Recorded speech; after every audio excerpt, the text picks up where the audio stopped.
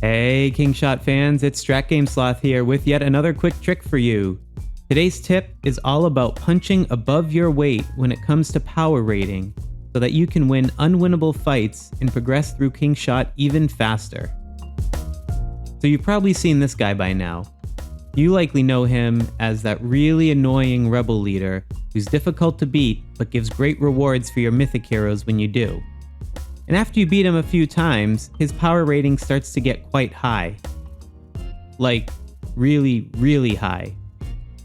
And the game's conventional wisdom tells you quite bluntly that you are not likely to prevail. Well, that's demotivating.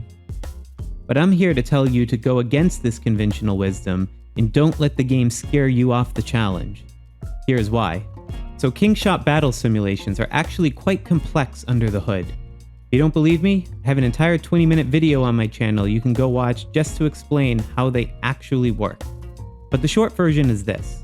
There are multiple rounds of attacks, troop advantages and disadvantages, and a massive amount of bonuses at play with varying impact. So when the game presents a power rating, it's trying to simplify all of this complexity into a single number for you as the player. However, sometimes this simplicity can be misleading. In particular, a single power rating number is extremely bad at describing something that is probability-based, such as Jabel's Hero Domain skill, which has a 50% chance of making all troops deal 50% more damage, or her Rally Flag ability, which has a 40% chance of reducing damage taken for all troops by 50%. These will either occur in a round of combat or won't, which can have a huge difference on the outcome of the fight, particularly if it were to occur in one of the early rounds of the fight.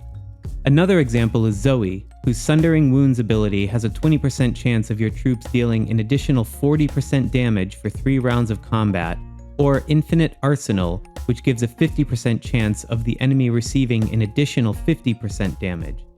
Now, just imagine all of these abilities were firing together at once. As a side note, if you want to hear more about heroes and their abilities, I'm currently building out a series of videos on them, which I'll link to in the description.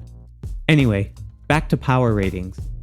There are other edge cases, which I won't bore you with, but the implication of all of this is that the power rating of your troop march is probably underestimating your actual ability to win the battle against PvE targets. So now let's put this into practice. Here's a Rebel Bounty enemy on my account with a power rating of 96 million. Look at him, sitting there all smug on his horse.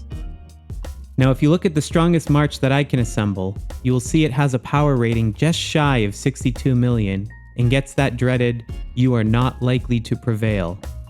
But I'm putting in heroes that have chance-based abilities with massive upside potential, like Jabel and Zoe. So let's attack anyway and see what happens.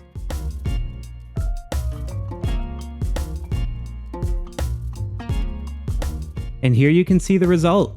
We've defeated the rebel leader despite much lower power rating, and we can get additional rewards for it. Look at this. Zoe triggered her Infinite Arsenal move 30 times. Jabel triggered her Hero's Domain move 35 times. This really helped push up my ability to deal damage despite having been outmatched on paper.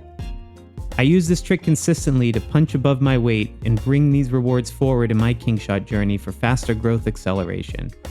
And now you can too. And just so you don't think it's a fluke, we did it again with this other guy with 100 million power rating.